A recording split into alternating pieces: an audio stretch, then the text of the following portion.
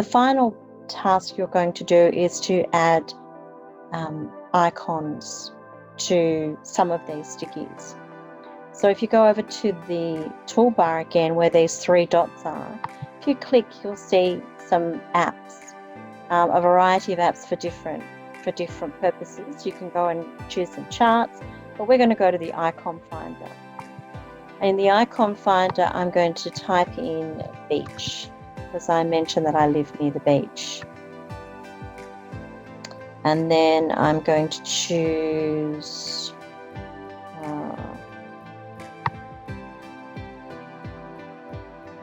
a bucket and spade and put over next to my beach. Then chocolate is another one. So I'm going to see if I can find chocolate.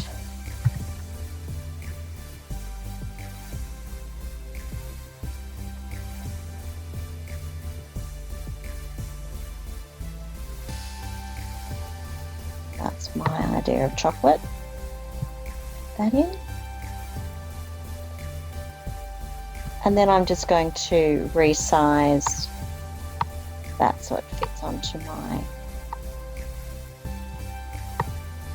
frame.